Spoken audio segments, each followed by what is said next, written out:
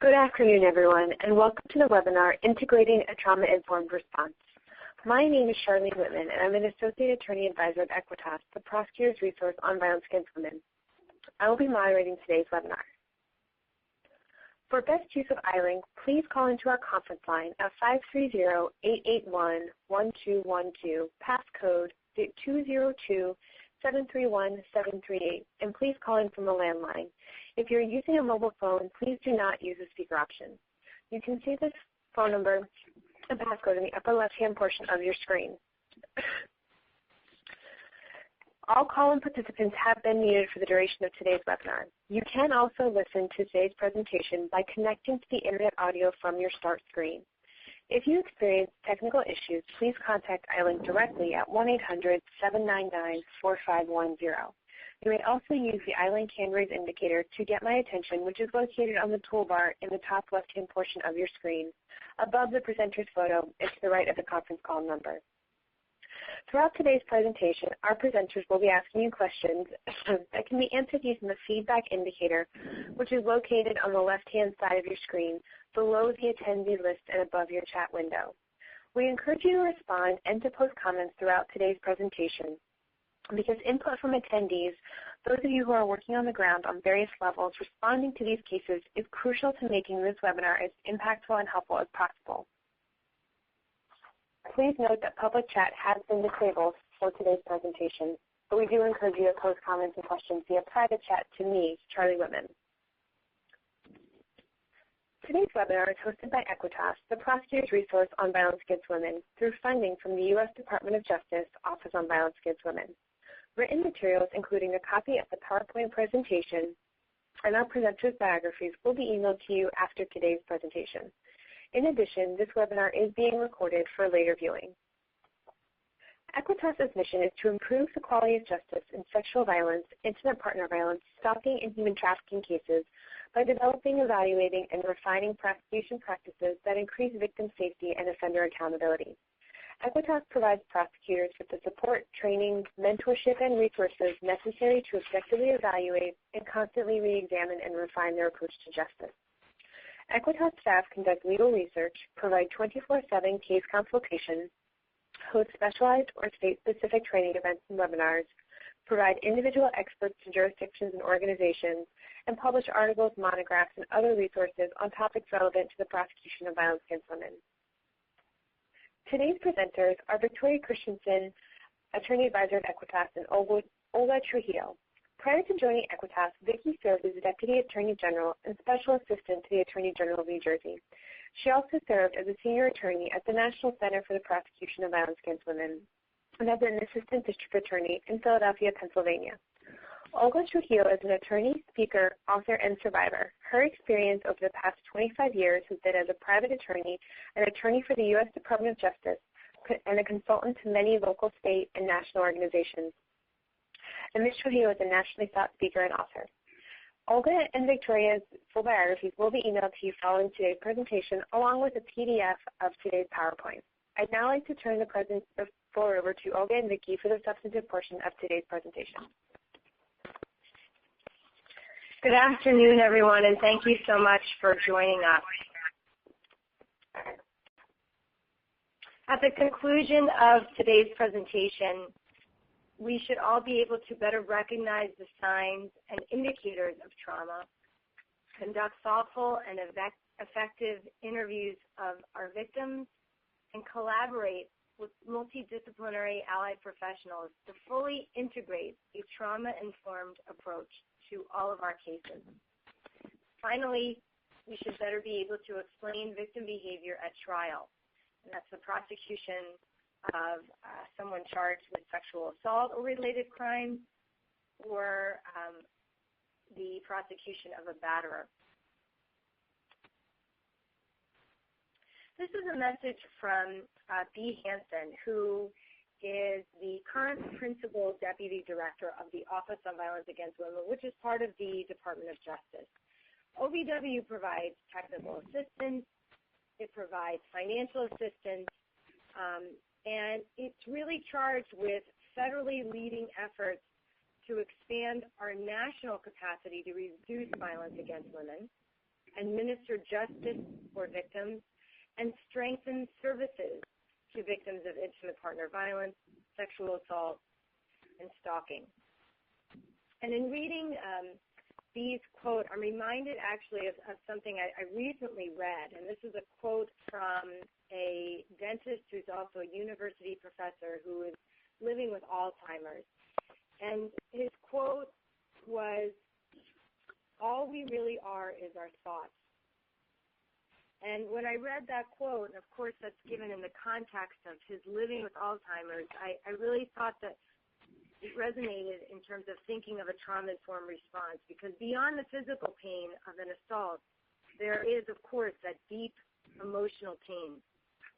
And B. Hansen and other experts are reminding us that it is so crucial to emphasize the importance of a trauma-informed response and to acknowledge on many levels that crimes of violence against women are deeply traumatic. So let's acknowledge and try to avoid the re-traumatization of our victims when they encounter an insensitive, uninformed, and inadequate response from the community or the criminal justice system at large. That's a really good point, Vicki. This is Olga Trujillo, and one of the things that we're going to get into is kind of an understanding of trauma, and this is one of many very similar definitions of trauma. American Psychological Association says that trauma is an emotional response to a terrible event like an accident, rape, or natural disaster. And immediately after the event, you might see someone experiencing shock and denial as a typical kind of reaction.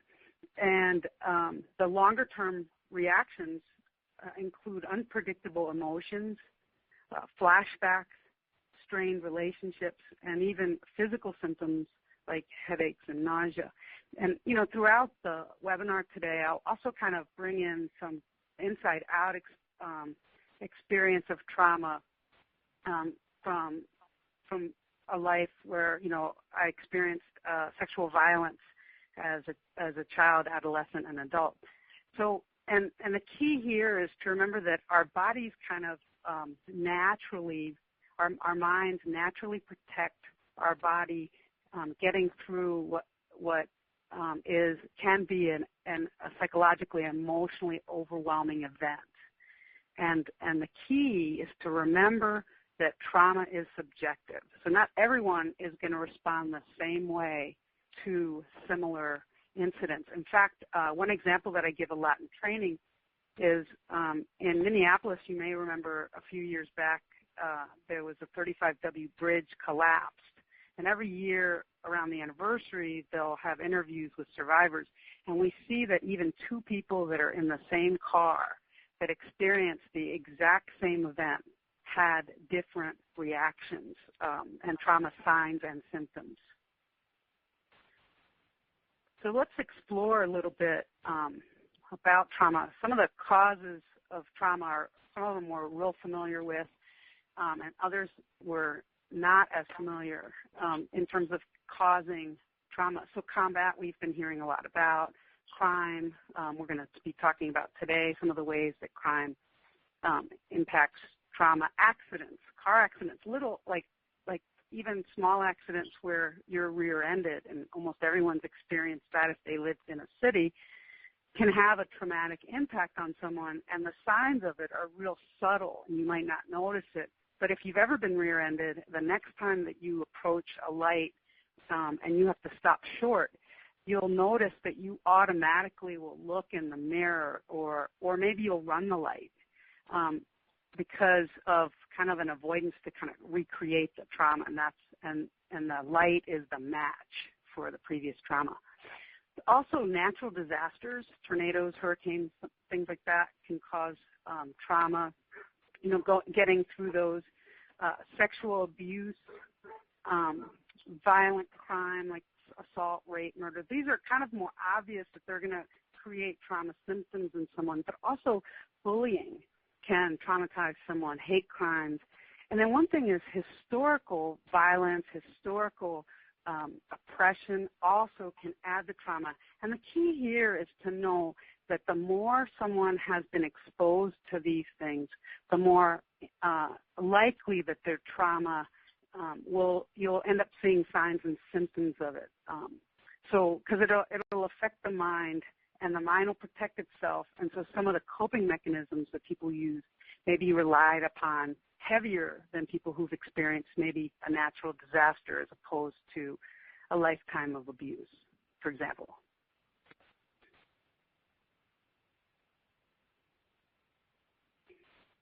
The other thing is that, so kind of like to give you an idea what's the difference between stress and trauma. That traumatic events are more extreme versions of a stressful event. And what happens in the brain is that when you're gonna deal with an effect that's stressful, so you're gonna experience stress, and that's gonna affect the way your brain reacts. But the difference between stress and trauma is when the stressor is removed, you go back to baseline. So like people have a fight, flight, or freeze response when something happens. Well, if they haven't experienced trauma or it's not a traumatic event, once the stressor is removed, then they go back to a baseline. They don't stay in fight, flight, or freeze. The effects of trauma, though, can stay with someone over a long period of time. And so when the stressor is removed, they don't go back to baseline in their mind. They stay kind of at a heightened level of trauma. And the memory of an event lingers on.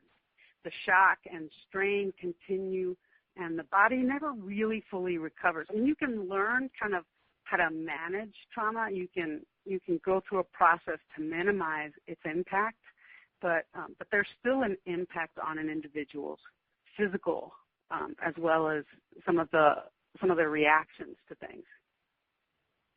And these are all important things for you all to know in terms of, and when you're working with someone so that you can be better able to help them get through a court process.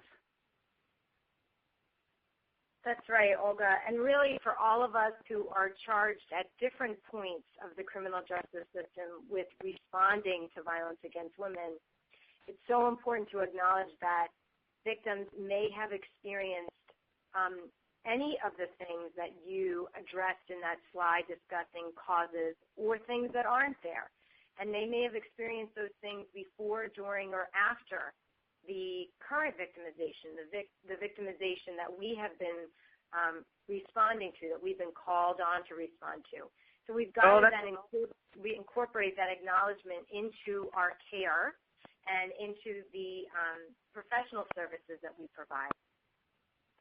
That's a really good point. Well, go ahead. That's a really good point, Vicki. Yeah, it's a really good point because that happens a lot with sexual assault cases where someone will be sexually assaulted, they'll be working, and what will have kicked up for them is previous sexual abuse that they might not have even been aware of.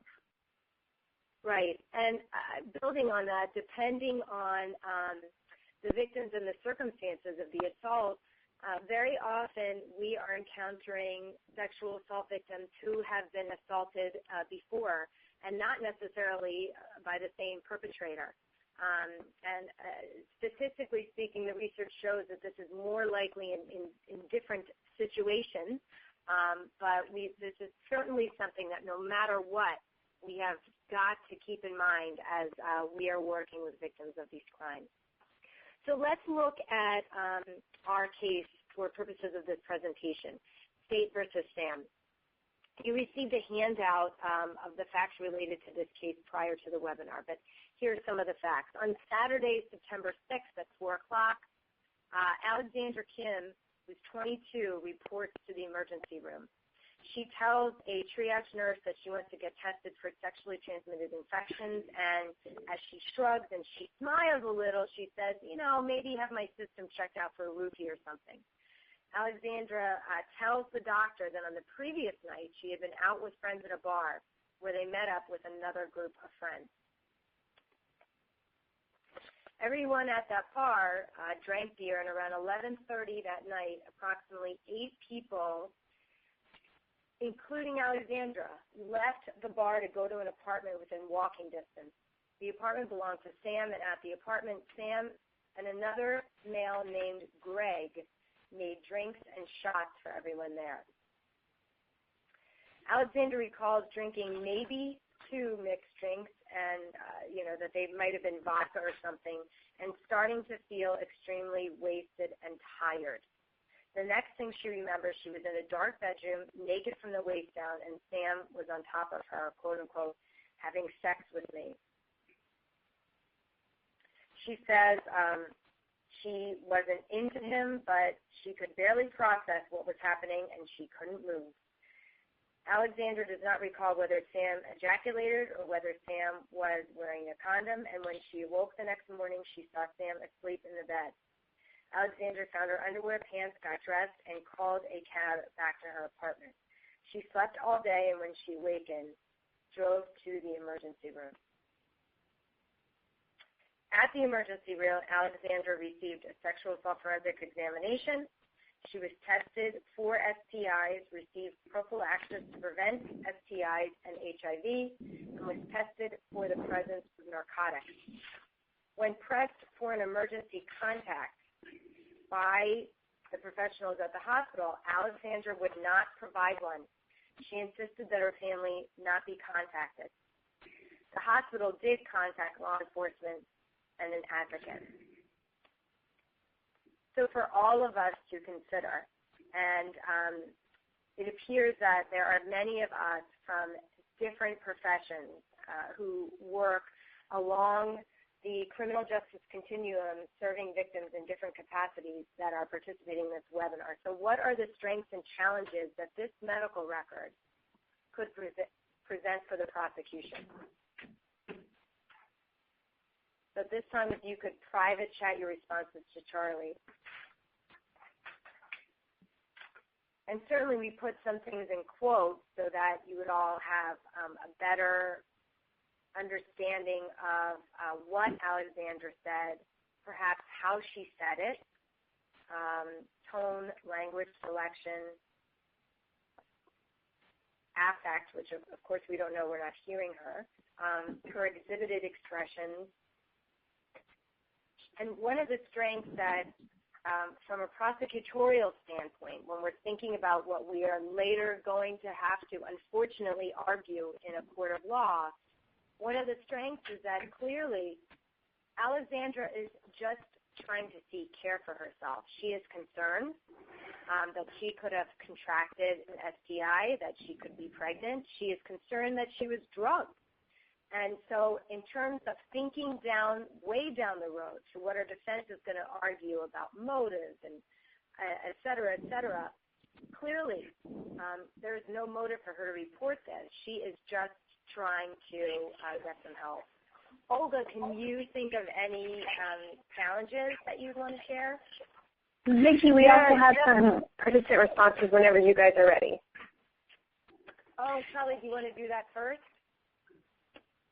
Sure. So a couple of participants have responded. Thank you all so much. Some of the challenges would be potentially objective proof of illicit and non-consensual drugging of the victim. One weakness could be the defense is going to try and blame the victim, but that can be readily abutted. Additional responses include her inability to fully recall the details of the actual assault and whether she can describe the acts sufficient to meet the elements, and this is a weakness or a difficulty, that she doesn't know if he ejaculated or wore a condom, and that she sought treatment without showering, presumably, and that she does remember parts of it, and there are witnesses and she can identify the perpetrator. Victim demeanor, not wanting the family contacted, is a strength, almost immediate outcry, possible test results. Potential for one of the challenges here is the potential for victim blaming, including the drinking going on in this situation, and the, quote, having sex with me comment from the victim. Suspected drug-facilitated sexual assault, she expressed some symptoms there, and her inability to recall all the events. Her delayed trip to the emergency room could be a challenge. the record doesn't show that her blood was tested, and even if it was, the time she spent sleeping could have been long enough for the drug to left her system.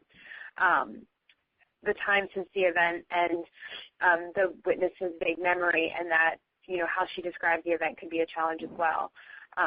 And one of the comments was she needs to explore her senses for a better interview. Her self-blame is a concern as well. So these are just some of the comments, and there's still more going in. So just wanted to share some of them. Olga, did Cool. you want to add anything here? Yeah, what I see as a challenge a lot of times are really also what is the result of trauma. So the way that she talked about what happened, the words that she uses are kind of a minimizing. She's not going to say, "I think I was raped." She's not at that point. So that becomes a challenge in court. The kind of lack of feeling, like she's not outraged and stuff, which is really normal for trauma, is also going to be kind of used, I think, against her when people don't always understand. And then the smile, the fact that she smiled, that's really common when someone's experienced that kind of incident and especially that kind of trauma. So those are the things that I think will be used against her, mostly because a lot of people don't know what's normal for trauma. Right. Yeah. I think the minimization, the laughter, I agree with you.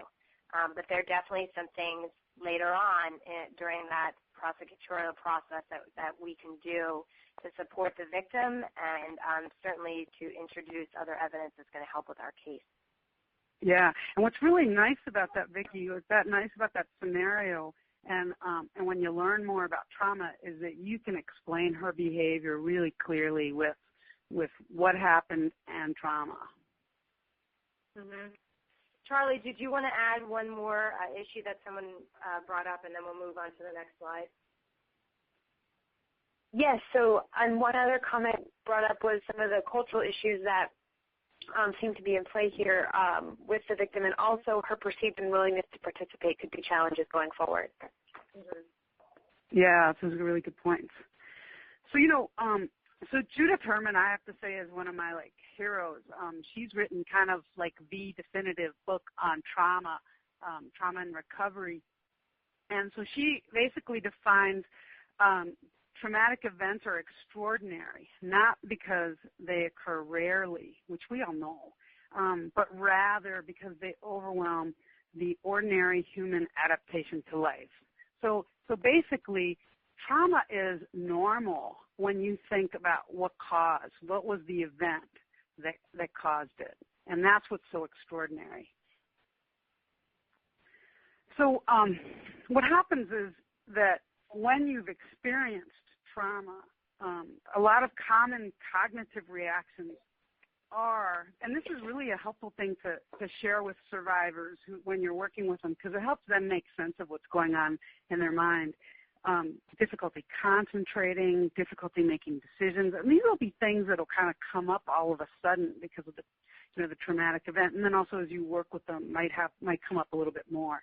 Memory disturbances, flashbacks, or preoccupation with what happened. A sense that things don't feel real, and not being able to remember what happened, or not being able to remember big parts of what happened. And in this case scenario, it's different. The common cognitive reactions to trauma is different than what happened because of what possibly happened because of drugs, of drug-facilitated rape. And then worrying and anxiety. Those are all real common reactions to a traumatic event. And so what we see in that are common behavioral reactions. So we'll see changes in sleep patterns, changes in eating patterns, in activities, in hygiene. People will start to withdraw, or they'll be really needy and not wanting to be alone. And all these things can play in, and these are really common.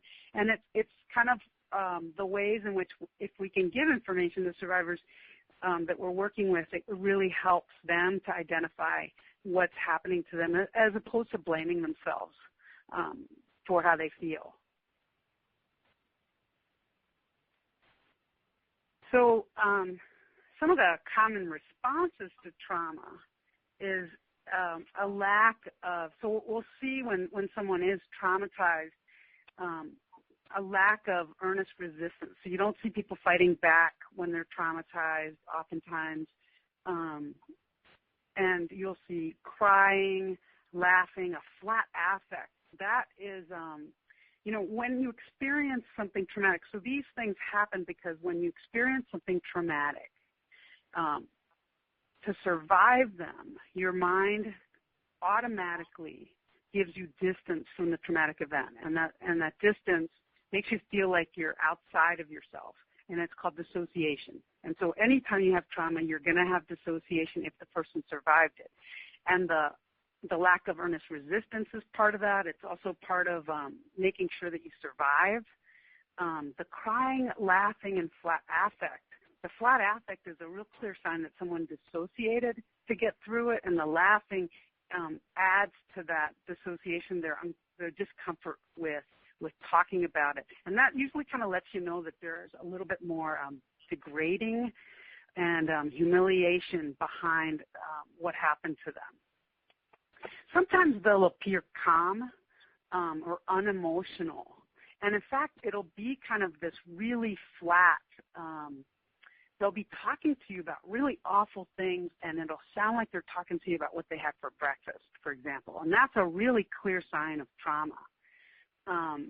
Inconsistent memories are really common when what happens a lot of times is when you're traumatized in this way, your mind reacts, and it basically you sit in the amygdala, and the amygdala is where all the sensory emotions and sensory aspects of the brain kind of kick in, and the front levels of the lobes are the higher level thinking. So a person who's traumatized will end up using more of their amygdala and not being able to access their front lobes. So the ways that they'll remember things won't be with higher level thinking. They won't be able to reason things out immediately, but they will have access to what they observed, what they smelled, what you can get at that's sensory.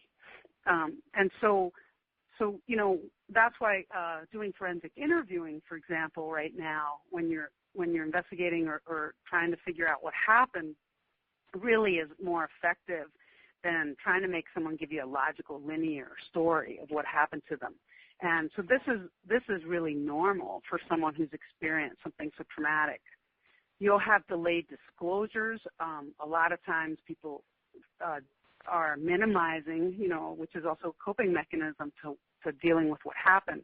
So they're not thinking that what happened was a violation, such as rape. You'll have piecemeal disclosures. Part of that is the memories, and part of it, quite honestly, is that they're not sure if you're going to believe them. And they're going to give you a little bit of information and wait to see how you react. And if you believe them, if you are respectful to them, they'll give you a little bit more. And there's oftentimes a lot of self-blame, and shame and embarrassment is something we talk about. And I just want to say, from an inside-out perspective, it's much, much stronger than that. It's basically like a re-experiencing of the degrading and humiliating act that was perpetrated on you. So these are real common, and you've probably seen them when you've worked with people. The minimizing, we talked a little bit about. You'll also see continued contact with the offender. Sometimes it goes with the minimization. I mean, sometimes it's out of safety, and other times it's to ensure that you don't deal with how traumatizing it is, how big an issue it is, which ties in again to the minimization. Returning to normal behaviors as if nothing happened, delayed reporting, and then there's a reluctance or refusal to participate in the process. depending on how severe the traumatic experience was for the individual. So again, remember, this is really subjective. They may not want to feel how bad this was, and of course, the process itself can be re-traumatizing. But then you'll also see recantation, and then at times testifying for the defendant. Survivors, some of them will hold on to kind of like, this is not a bad person, this did not really happen. All right. So the first thing that you always have to think about when you're working with survivors is that you don't ever want to do more harm, and that's really important. So it's really tempting to take the side of the perpetrator, and all the perpetrator asks is that the bystander do nothing.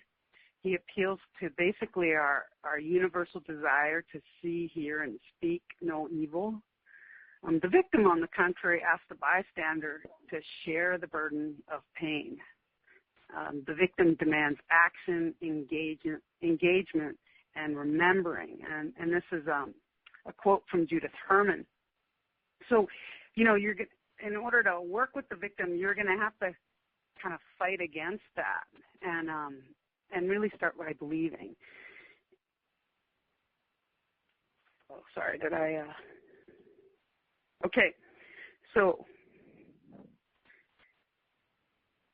how do your communities integrate a trauma-informed approach? If you could chat that to Charlie.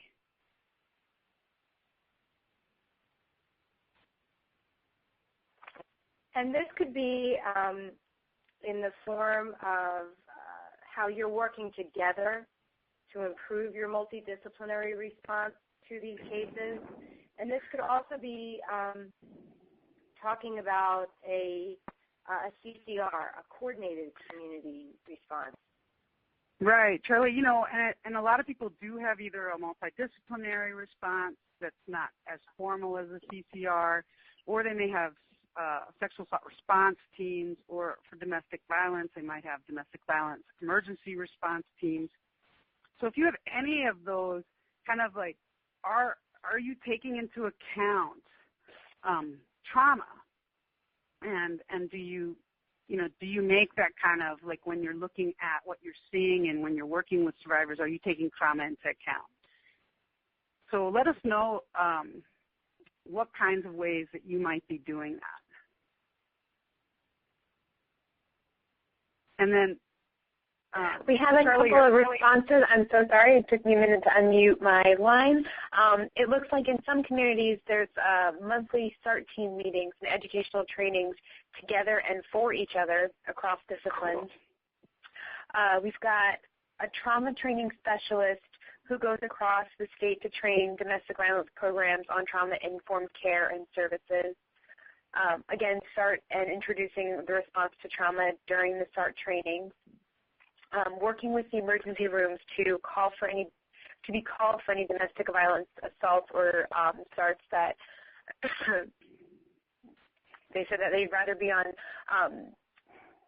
told to go home than not to be there, and working with law enforcement as well, and training professionals in the mental health and drug courts and incorporating that training into the DV courts as well, including staff and advocates. We've got a bunch of responses coming in, so talking also about using experiential experts from the advocacy community, working together with advocates in the hospital to assist victims when dealing with trauma.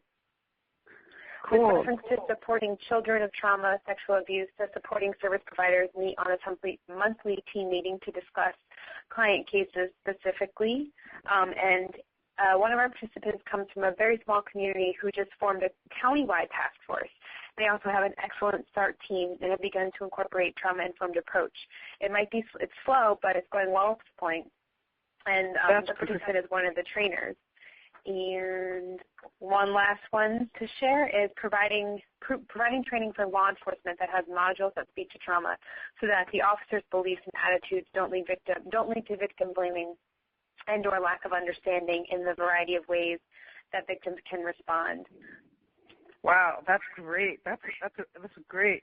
So the key thing here that you all are talking about, these examples obviously require planning and coordination, and that's and then also learning about what trauma is, and being able what trauma looks like, what trauma feels like, so that you can see it, recognize it, and then explain to other people what you're seeing.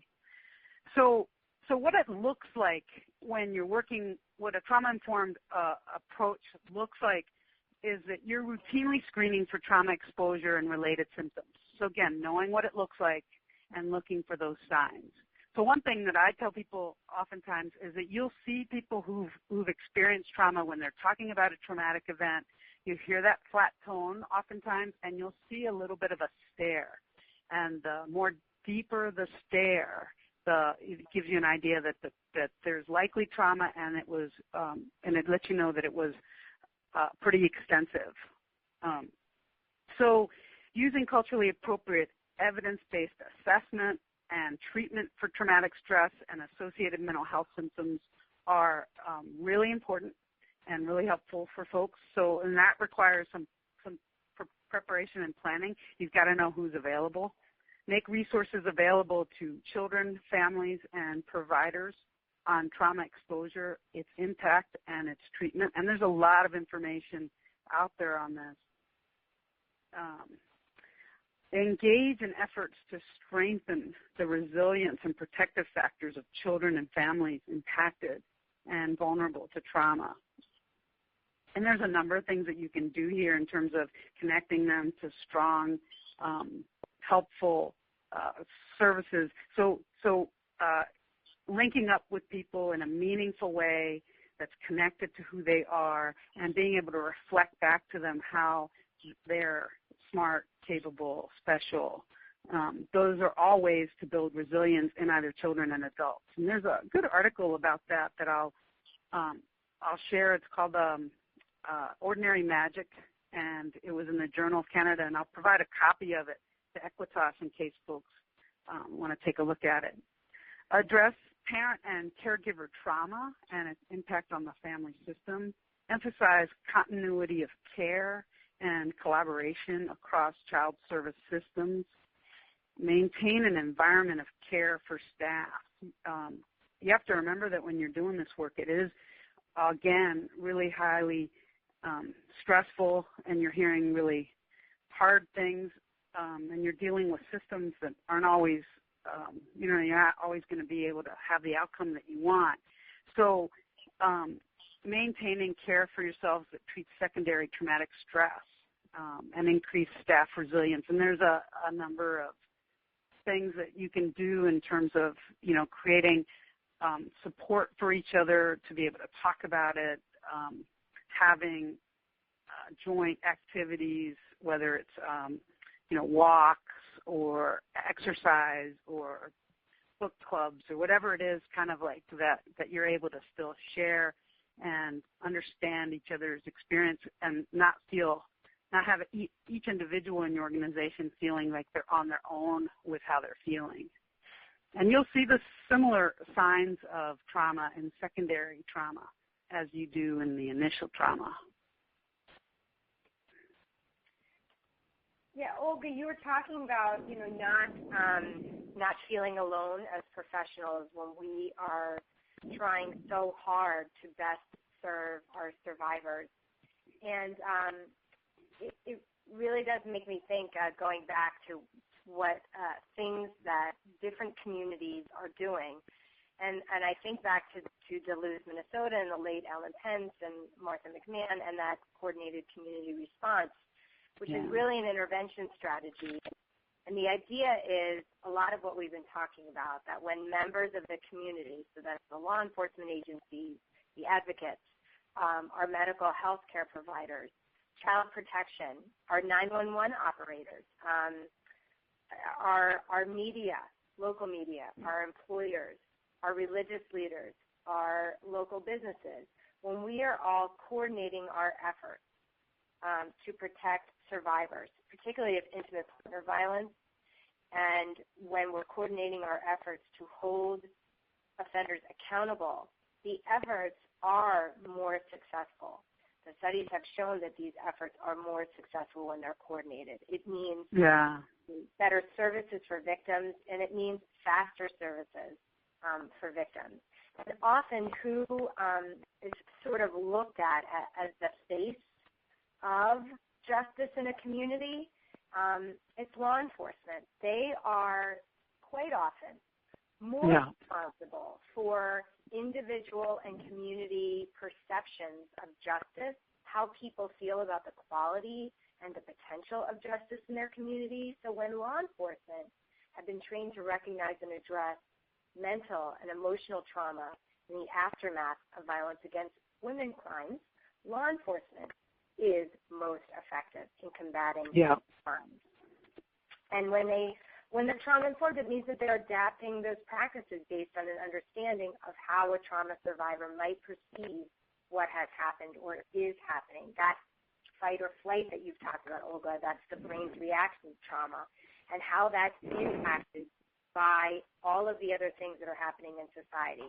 The victim blaming, that boys will be boys, and other myths that have been woven into society, from what we read to what we watch to how we talk and perceive things to the excuses that we make for offenders.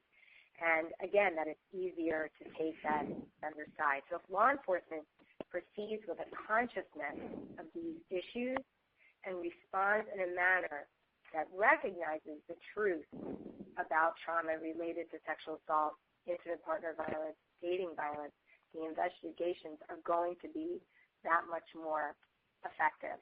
And so what is it all starts with that very first responder. And it starts with a shift in tone and language and attitude, a shift from what is wrong with you to tell me what happened to you. And that helps immediately express an understanding not only of how difficult it is for a survivor to come forward, but then how difficult it is just to share information. So let's go back to thinking about Alexandra and the case against Sam. So Alexandra tells responding officers that she really cannot remember, and these are the officers who respond to the hospital. She really cannot remember what happened. I was drunk, I think. I'm having flashes of memory. I know we had sex. I was on the bottom. I seriously don't remember more than that. That's what she says to law enforcement. And at various points, she has a flat affect. She laughs slightly. And she also appears uncomfortable talking to the officers and repeatedly looks around as if she's concerned other people will see her talking to police.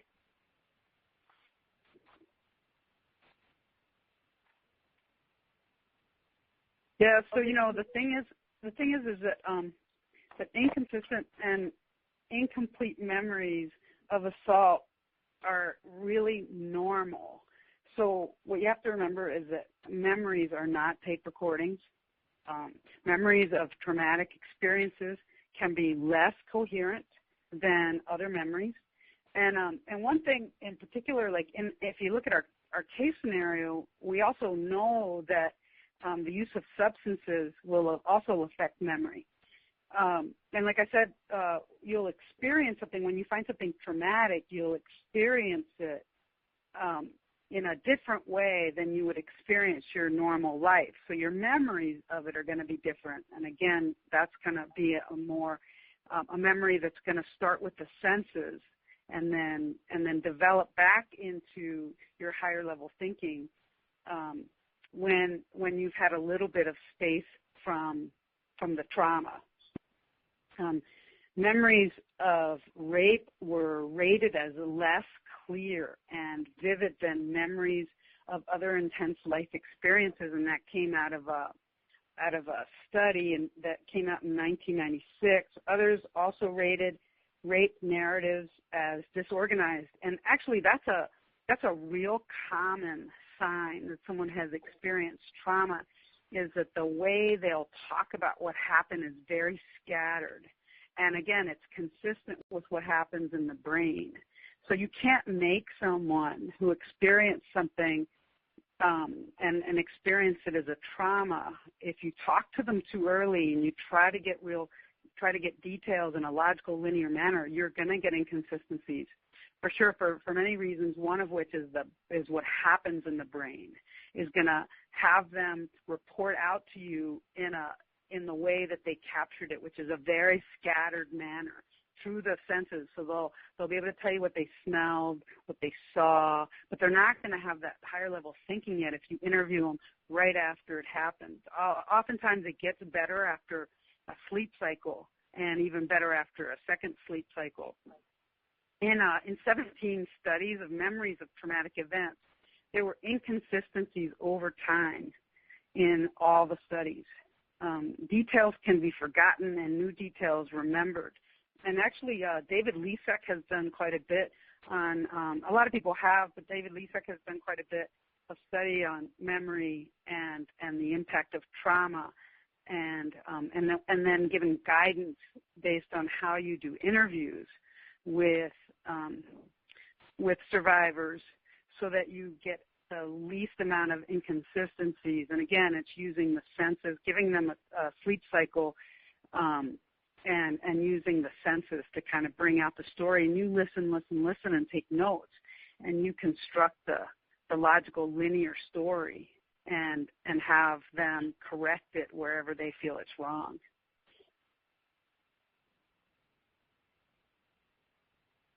So the thing about disclosure when you've experienced something really traumatic is that it's not just a single event. It's a process.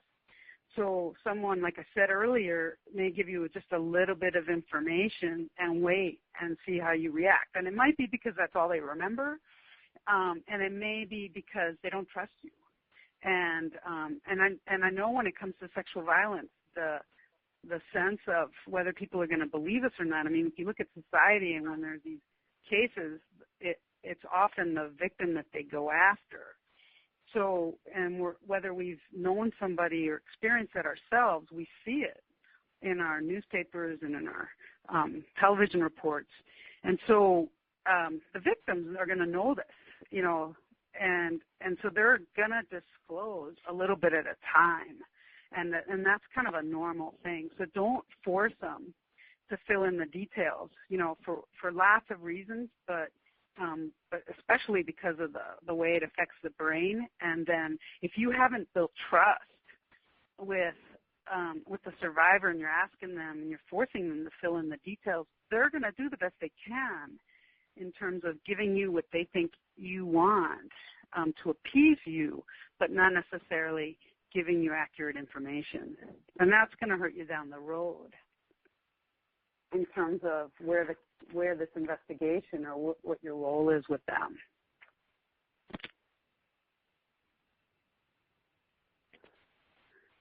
So, you know, although police reports are not confidential, the investigative process should protect the victim privacy. This is always a concern for victims.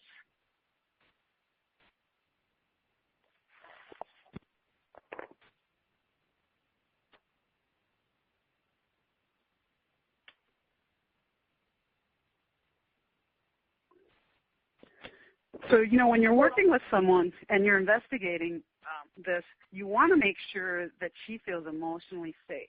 And this is different in sexual assault cases than in domestic violence, that you're not just dealing with physical safety, but you're also dealing with emotional safety. So in that process of not sharing the information and creating an environment where she's going to feel that what she's telling you is going to stay in close hold, and not being released to the media or to other people unless absolutely necessary, that's going to help create that. But there's a number of other things that are going to help create emotional safety as well as physical safety. Right, and those things can start even with where the interview is going to occur. So I don't know how many people recognize this as the Law and Order Criminal Intent Police Squad Room, right? So obviously, this is not a good place to interview Alexandra or any other survivor of an assault or trauma. We want to avoid this whenever possible. Yeah, Vicki, I totally agree. It would be hard to keep things private if you're if you're sitting there talking to somebody about these details and all these other people are going to be able to hear you. Right. And beyond the issue of privacy, I think it sends a message. When things are taken seriously, when things are prioritized, then you're going to a special place to talk about them. And on the contrary, when something is run-of-the-mill, when something isn't important, it's appropriate to talk about it in a police squad room. So sometimes, we're looking right now at an interview, or this could even be an interrogation room at a police precinct. And so the answer to where should the interview occur sometimes will be, certainly not the previous location, but also may not be in this location. So although this location affords privacy, the starkness of the walls, the fact that we are perhaps, one hallway away from uniformed officer could be something that is going to cause our survivor to have some anxiety. So this is certainly something that law enforcement wants to think about. Also, if it's easier for the victim, that the victim would prefer, you can conduct an interview in the victim's home or apartment or in a coffee shop in a neighboring jurisdiction so that the victim doesn't run into anybody she knows. It could also be in the hospital. And you have to balance that with what Olga mentioned earlier, that ideally after a trauma, we're waiting 2 sleep cycles so that everything can settle and that the victim is better able to share information about what happened during the incident.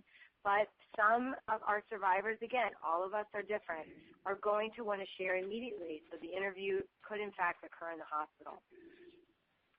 The time of the interview is really a crucial time to present the victim with choices and for us to proactively create a physical environment that is as comfortable as possible for the victim.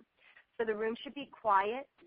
There should be no distractions. So, for example, don't place the victim's chair in a position where she's going to be looking outside of the interview room and perhaps looking at or looking for anyone who walks down the hallway. And place an indicator, some kind of sign on the door that you are not to be disturbed during the interview.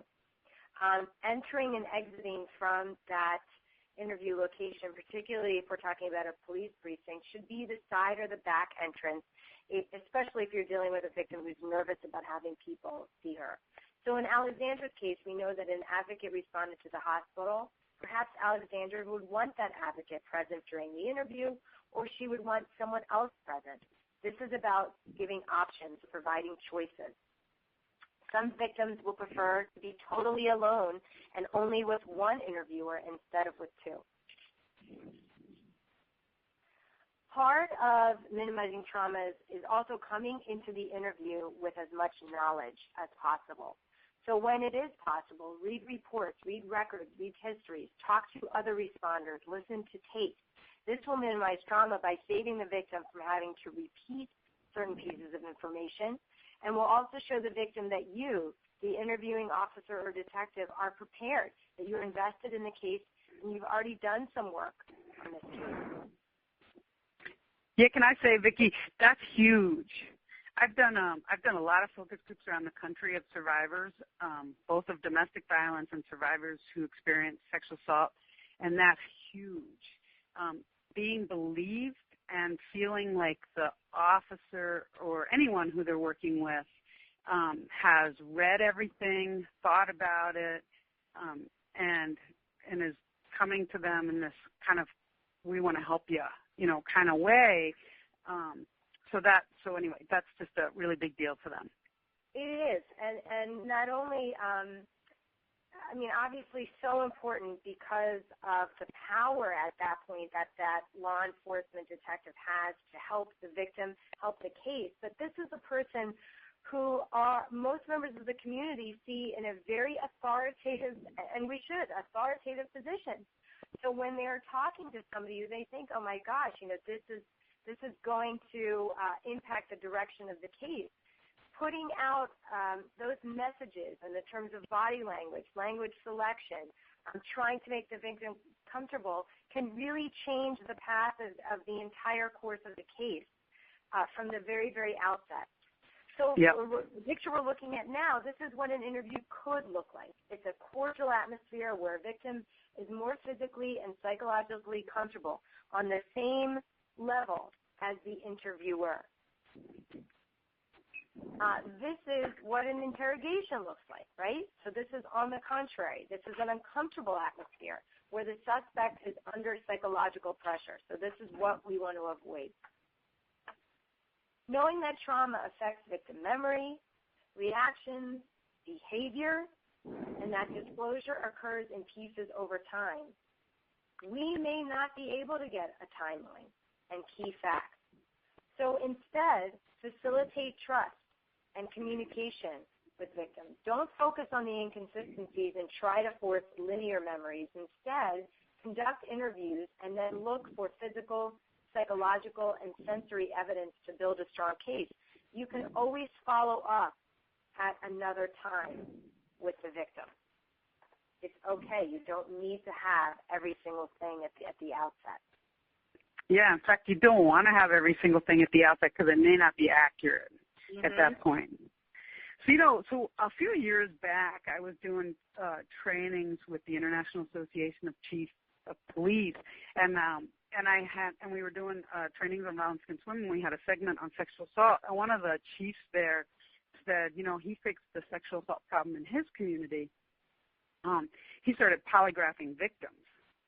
And then I was relieved that most of the chiefs in the room gasped at that, and then started saying, "Yeah, I wouldn't report either, if I had been sexually assaulted and I thought I was going to be polygraphed." It's a really huge re-victimization.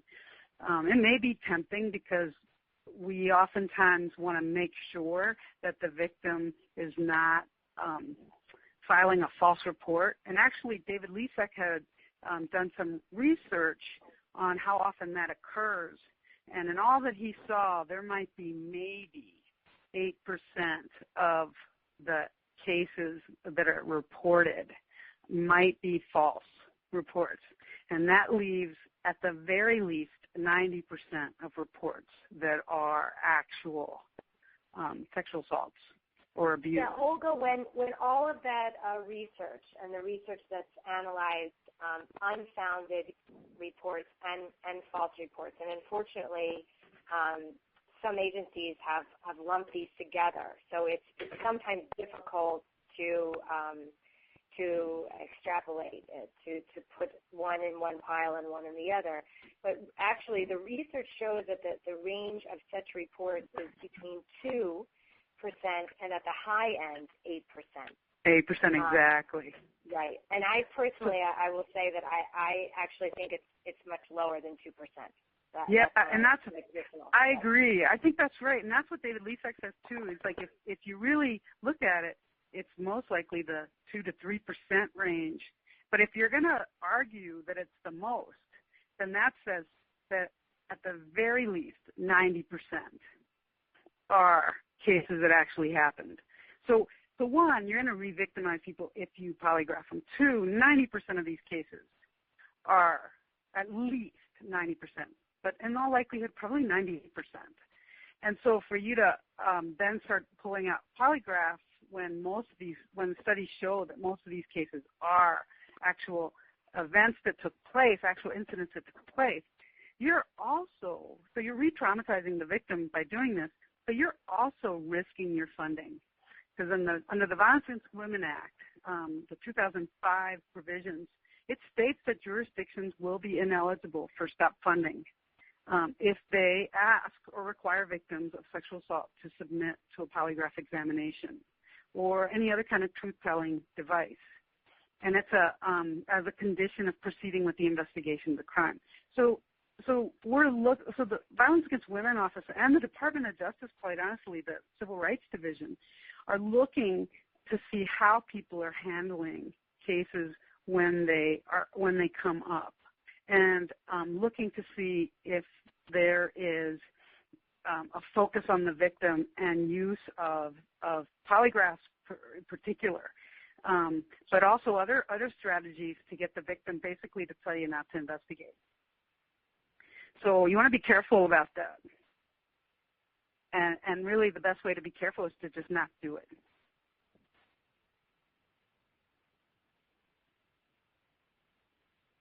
So, Vicki, I think we are now moving on to, there you go. We have a question for everyone to look at, given the considerations, the conversation that we just had in the discussion. Which statement here on the slide do you think is the most accurate? A, it is good practice for law enforcement to use any type of scientific truth measuring device to try and determine whether a sexual assault victim is telling the truth. B, reliving the memory of a sexual trauma triggered by answering questions about the assault can cause anxiety in the subject that may cause the same measurable physiological changes during a polygraph exam as someone who is deceptive. Or C, the police can ask a victim to take a test and he or she can be required to submit to that test. Please indicate which letter in the left-hand portion of your screen in the feedback option. And as these answers are coming in, it looks like an overwhelming majority are choosing B, that reliving the memory can result in the same sort of physiological changes during the polygraph examination. Okay, that's great. So we want to move on and talk a little bit about witness intimidation. And this is certainly a subject that deserves a significant amount of attention, particularly in our cases involving intimate partner violence. This is something that we absolutely encourage our responders to have separate and distinct conversations with our survivors about.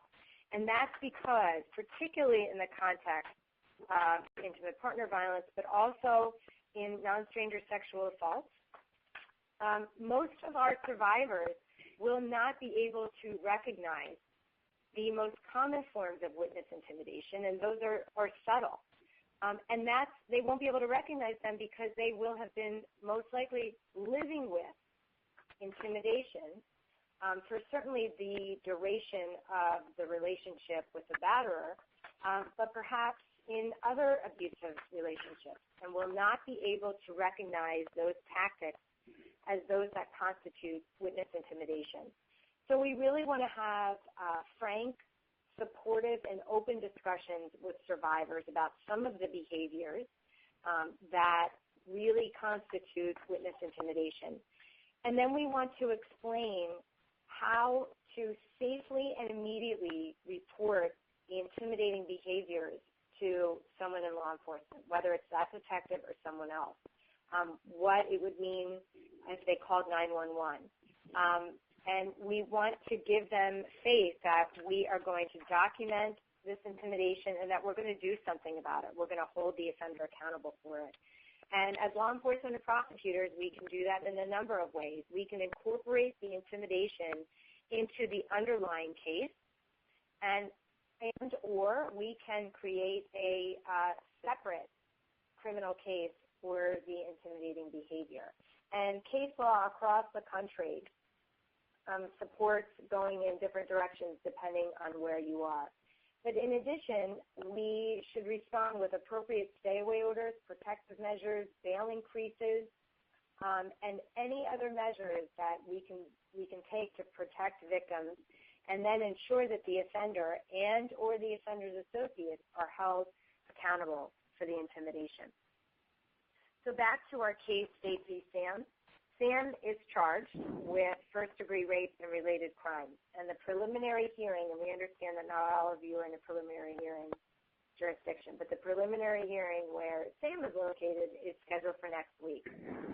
As the prosecutor, what actions should and will you take to ensure that you're prepped with Alexandra as trauma-informed? What subjects or questions do you think are important to cover with Alexandra? So at this time, if you could private chat your answers to Charlie. But really, at this point, if we look at what we know about this case, our investigators have done a good job with the investigation with Sam. They've identified Sam. They've charged him with first-degree rape. And And so we're in a position where we are supposed to be preparing for what kind of burden that we're going to show that more likely than not, Sam has committed a crime that we have charged him with. And Vicki, if I can jump in and share some participant responses as far as what sort of preparations for Alexandra that will be trauma-informed. One would be to show her what the courtroom looks like, where the defendant will be, and what types of questions will be asked. That's great. Yeah, so can I jump in, Vicki, real quick? Yeah. Yeah, so, the thing is here is that's a really great example of the kinds of things that you want to do. You want to prepare. You want her to know what to expect, because that really helps someone who's experienced trauma. The more predictable things are, the lower your stress, the lower your trauma symptoms. So that's a really good idea, showing them the courtroom. Also, talking to them about what might happen, like, do they know, like talking about what an emotional trigger is or an emotional reminder of trauma. So if they see the perpetrator, I think his name is Sam, right? If they see Sam in this case, there's a lot of preparation you can do in terms of, who she might want to bring with her as a support, where you're going to stand in the courtroom. Those are the kinds of things that will help and then does she know what happens to her when she gets triggered and what helps? So there's just some ideas around the kind of preparation they can do, having a conversation with her about some of these things. So then let's take it into secrecy then. I talked a little bit about this earlier, and it's really important, especially when you're talking about witness intimidation, because if there's already been some kind of contact or some kind of message that the victim is feeling from that from Sam, let's say, for example, in this case, it's gonna be even harder for her if she's talking to you in front of or around other people. And so remember a couple things. One is, for the most part, sexual assault for survivors is really shrouded in secrecy. And so there's the experience itself involves degrading someone and humiliating them. So just that, like when you think about the violence, the assault that happened, and when you talk about the assault that happened in particular, you feel those feelings of degradation and humiliation, and so oftentimes, also the trauma affects her memories of it, the process that she's in, maybe wearing her out, because it was traumatic, so she's re-experiencing some of the emotions, having flashbacks, having sleep disturbances, eating disturbances. All these things are going to tie in, and secrecy kind of has a double edge. So oftentimes people are threatened not to tell, so it's got this double edge of feeling really unsafe when you do tell. And then also if you try to keep things encouraging a survivor to talk about it, that she'll be safe, and creating kind of emotional safety for her to be able to talk about it, and knowing that you're going to keep the information, tight for the people who know and should know. But the piece of what it feels like to talk about it, what it feels like to think about it, is also something that you want to discuss with survivors, especially if they're going into a court process. Right. And really stressing, as the prosecutor, stressing from the beginning that your job is all about seeking the truth, and sometimes even saying things to a victim that my job is to help you be able to tell the truth, to tell as much about the truth as possible, no matter what it is. You want to hear as many details as you can. You are not judging. Your job is to handle crimes involving penises and vaginas. That's one of the first things I would say, and that always tell me something about the victim and how that victim is feeling during the interview, how that victim is coping with what is happening to her. You know, I would say pretty early on, and you know, what do you want to know about my job? And you know, I talk about penises and vaginas all day, every day. I would say that, and it would help in many cases help us move that conversation along. Let's put those words out there.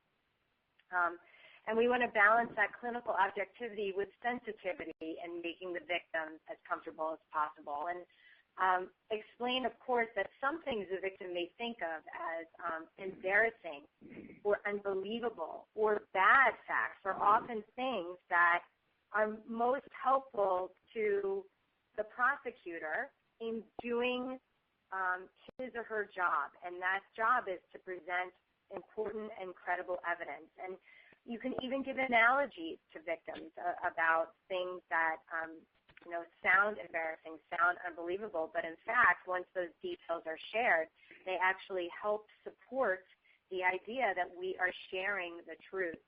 Because if this wasn't truthful, why would we be sharing things that are bad or embarrassing or unbelievable? If I wanted to fabricate something, if I wanted to say something that was untruthful, I would create a situation that portrayed me in the best light. I wouldn't say something that was embarrassing. I wouldn't share that detail. So, in fact, sharing these things helps us put into context that this is information that is truthful. And I also will sometimes explain that if something is not relevant to the case, that there are no guarantees in the outcome, but that I can file as the prosecutor certain motions to keep out some information that is not relevant to the case. So, of course, I'm going to identify my entire role, and I'm going to explain that this is not a civil process. So I represent the jurisdiction. I represent my state. I represent my city. And I represent everybody in trying to seek justice and hold that offender accountable. I talk specifically about what I can and cannot control, and the example of a motion is a good one, that I can control filing this motion, and I can control arguing, and I can control what case law I submit to support the arguments, but I cannot always control the outcome. But no matter what the outcome is, I'm always going to be there fighting for that victim. I believe in the victim. The detective assigned, the advocate, the sexual assault nurse examiner, we believe in the victim. We are there to support the victim. And explain as a prosecutor that that's why you're there. You can also control certain things and help the victim feel better by asking the victim, are there bad dates? Are there bad times of day? You know, a lot of times we have victims who are on certain medications or need to eat at certain times of the day. So if we can have a victim who only testifies, for example, in the morning or doesn't testify until after 11 a.m., or we can work around bad days of the week or days when the victim's going to be away, we can certainly help a victim feel like we are doing everything possible on our end to make sure that the proceedings go as scheduled, go as they should. Explain the criminal justice system, who the participants are, what the judge's role is, the jury's role is, the defense attorney's role is, because most people think that they're going to watch Olivia Benson on TV. And, in fact, the reality is, as we all know, it couldn't look further apart from how it's portrayed on television. So we need to take a lot of time explaining these things, and even explaining why we are asking certain questions during preparation, whether it's before the preliminary hearing, whether it's before the trial.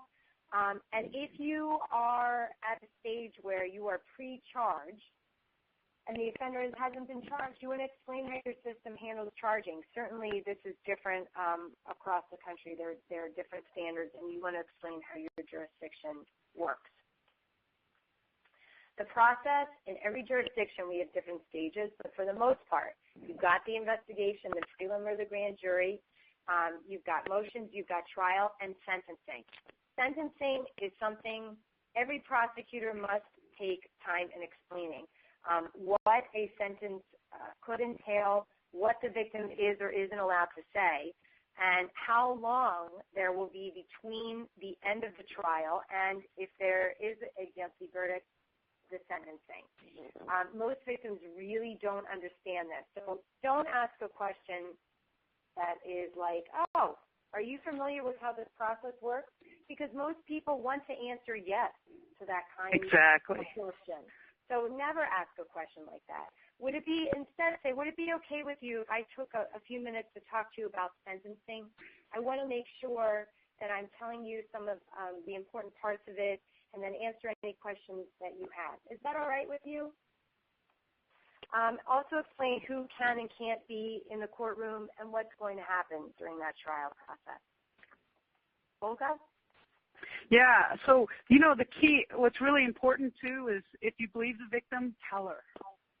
It's huge. Tell the victim that it's not his or her fault. Again, really important. And then, let the victim know that you're sorry that this happened to her or him. And let them know, tell them, but also they'll do this, they'll figure this out as you work with them, but say it. Say that you care. We're not going to say, why didn't you? We're not going to say, why did you? Instead, phrase it, let's talk about, or what are you able to tell me about, or do you remember? And what do we mean, no dog in the fight? Well, we're only interested in the truth. That's one of the most, if not the most beautiful thing about being a prosecutor. We are not trying to manipulate facts. We are only interested in the truth and in seeking justice. We have no personal stake in getting certain information or in getting a certain outcome. We just want to fight for the victim and to seek to hold the offender accountable. We have no personal stake in that outcome. We are trying to gather details so we can get those details into evidence, explain to the jury how and why those very details make the victim credible and indicate the defendant's guilt, and so we can keep our community safe. Knowing this, we're going to continue to support the victim, and as that victim may disclose other additional information, and I'm sure any prosecutor who's participating in this webinar knows full well that even after we've rested, our victims may continue to share additional facts, or other witnesses may continue to share additional facts, which, of course, at that time we're still sharing with the court. We want to keep the victim connected to services, particularly those services of the advocate. So during your interview of the victim, the funnel approach is one option that will allow you to minimize re-traumatizing the victim and also get the information that's going to be helpful to the case. So what do we mean by open questions? These are questions that invite the victim to volunteer as much information as possible and get important information off her chest. Who, what, when, where, why, how, describe, explain, please tell me, or what happened. Those are open-ended questions. Follow-up questions are used to clarify a response to an open question. So, for example, what time? Or exactly what did you mean when you said he gave you a funny look? Or exactly what did you mean when you said that made you upset? I think that that's definitely a direction in which we as a society are unfortunately moving, and that is we use these very ambiguous terms to explain how we are feeling, and we do that because it's easier. It's easier. It's a coping mechanism for us. But then when we're trying to understand how someone is really feeling, we've got to ask those follow-up questions. Of course, we have to be careful not to interrupt the flow of the story. Closed questions are narrow, and they're going to seek a short, a 1 or 2 word answer. Did you call 911? Were you injured? And as we all know as prosecutors and investigators, a no answer to that question doesn't necessarily mean no. We want to always follow up on that, were you injured?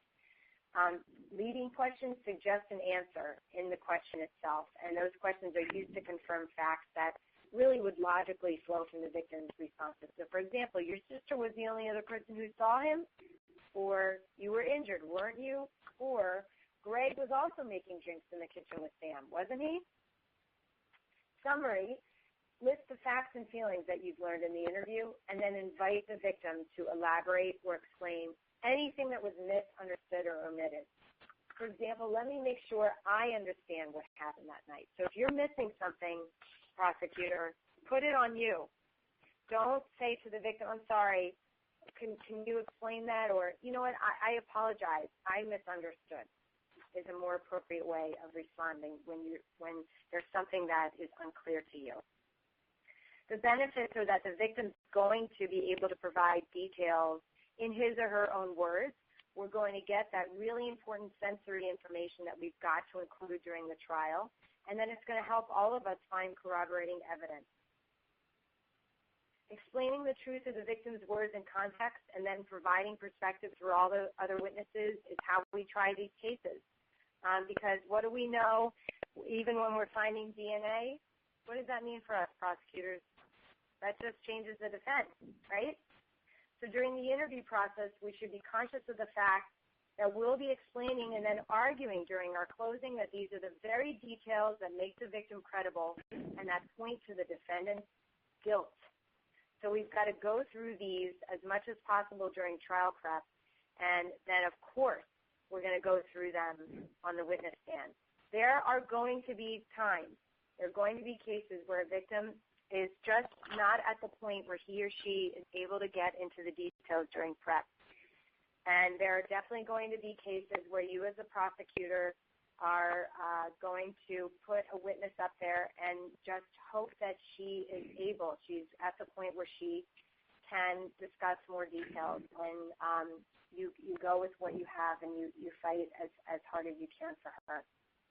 So we've already talked about some of these explanations, but certainly there are explanations for victim behaviors, and some of these reactions will cause the victim shame and embarrassment and be traumatizing, and you as a prosecutor should understand these explanations, which reactions can be explained by the victim, and in order to allow the victim to share them safely, to feel comfortably, you've got to create a safe environment during prep, and then again on direct. As difficult as that's going to be because you're in a courtroom with 12 strangers in a box. But having all this information come out on direct examination and certainly laying a foundation for expert testimony on victim behavior will allow the victim to own the information him or herself. It will come out on his or her terms, and that can be really, really empowering. It also hopefully then is going to come out with and through someone she trusts. And that's you, the prosecutor. If you put in the time that you should be putting in on prep, you will 100% be somebody that victim trusts when the two of you are walking into the courtroom. Exactly. Right. And that victim's trauma will be minimized because she will already have gone through the facts on direct examination before she is crossed. And, and the other thing, Vicki, is, a lot of these can be explained as part of the way trauma works in our minds, and you'll have had those conversations with victims as throughout the process, as they kind of learn a little bit more about trauma, and then you'll be able to get information out, not just about what the victim, did or didn't do, but why and what that might have felt like. And so, right. So it really does kind of like set the stage, and it also makes her feel like you believe her. And this right. isn't something that's wrong with her, but something that happened to her. Right. So Alexandra comes in for a prep session prior to the prelim, and she tells you, listen, this guy is friends with a friend of mine, and I really just want to drop this whole thing. Can we do that? So what would you say to Alexandra? Charlie, do you want to read these options? Yeah, the questions are, A, what would you say to Alexandra? A, we've come this far and now you really have to testify. B, you're subpoenaed for trial. If you fail to appear, the judge could issue a bench warrant for you. C, can you talk to me more about your concerns? What's been happening? Or D, if Sam did this to you, I bet he's done this to lots of other people and we have to get him off the streets. And as the responses are coming in, the majority of responses are C, can you talk to me more about your concerns and what has been happening? We also have a couple of answer D responses. Cool, that's great.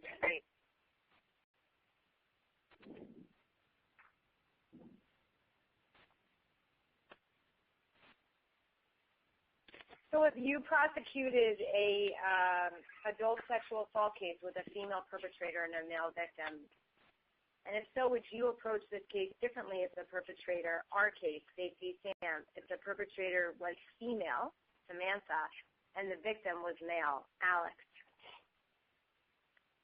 And you can private chat your responses to Charlie, and she'll share them during the remainder of this webinar. But just as a note, male victimization is certainly not uncommon.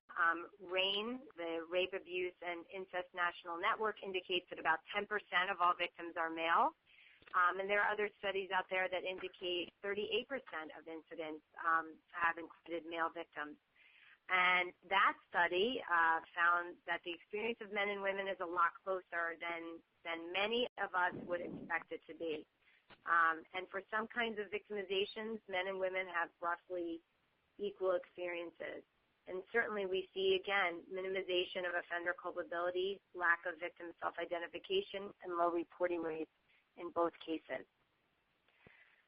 So for preparing for trial and thinking what to do before trial, prosecutors should develop an offender-focused theme, whether we're talking a wolf in sheep's clothing, an offender who used alcohol as his weapon of submission, whatever your theme is, but one that fits the offender's behavior. So think ahead of how this theme is going to come out in the victim's testimony and testimony from other witnesses and other forms of evidence. We also want to consider witness order. We also, as prosecutors, we tend to think linearly, and so often we're calling our victim first, but sometimes it's better to call another witness first. For example, the responding officer or the prompt complaint witnesses who can tell us how the victim appeared in the aftermath of the assault. We certainly want to include, whenever possible, expert testimony on victim behavior. And if anybody has any questions about how to introduce this testimony, what an expert witness report should look like, what kinds of questions to ask, please feel free to email us. We can send you a lot of resources. But this kind of testimony really can help put into context and then explain responses of victims in both the short and the long term, and then provide objective testimony on those victim behaviors so that jurors understand that all people respond differently to trauma, but that many of the reactions to sexual assault are common. Certainly our fact witnesses are going to include our detectives, in State v. Sam, others who were out that night, in the apartment, at the bar, and just keep in mind that the closing is not a closing statement. It is a closing argument. You're not going to recite the evidence. You are going to tell the jury why this defendant is guilty. And you're going to argue the very facts that we discussed earlier during this webinar, that these are, in fact, the facts that we have been able to analyze and assess and that show us that the defendant is guilty. And finally, when we're thinking about post-conviction, we mentioned this earlier, but we want to find out in advance if our victim or other family members want to be there, how they want to be notified, if the victim wants to make a statement in person or in writing. We want to talk in advance with the victim about sentencing options, special conditions, if the victim has any concerns, and certainly restitution.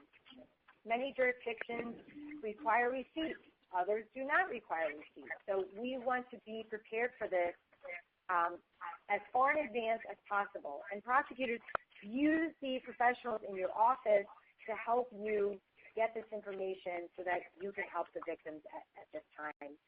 Safety planning doesn't end with a guilty verdict. It's got to continue. Safety is often a significant and sometimes even a greater concern for victims. And in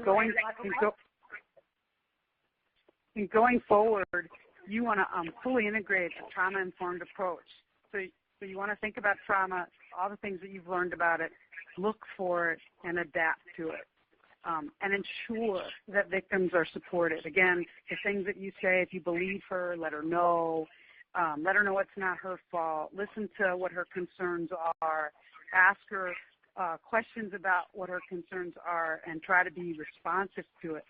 Be thoughtful and conduct thoughtful and effective victim interviews. Again, remembering that like 2 sleep cycles really help. She's going to remember things in a scattered manner, and it's going to be mostly through the senses. Inconsistencies with sexual assault and trauma are normal. And to be able to know these things and explain that at trial so that people see that her behavior, the things that happened in the scenario, that when she laughed, the flat manner, all those things are normal for trauma when you're dealing with a sexual assault survivor. And I just want to jump in before we close up for the afternoon and share some of the responses related to the previous question about if the victim of the assault was male. We had a couple of responses that popped in, some participants saying no, while others saying that you have to acknowledge the different impact that a male victim will have on the case, whether it's related to the fact finder and or the advocacy that's going to be necessary in the case. So you might have to approach it differently just from that perspective. And then other participants who said no, they wouldn't approach it differently. And so I also want to thank everyone so much for participating in today's webinar. We had a lot of great discussion, and also wanted to thank our presenters, Vicki and Olga, and for everyone's dedication to increasing victim safety and offender accountability in their communities and across the country. As I mentioned before, this presentation has been recorded, and you can access that recording. You'll receive a link and a follow-up email along with a PDF of today's presentation. And we encourage you to visit our website at equitasresource.org, where you can register for future webinars and training events and review additional information about Equitas.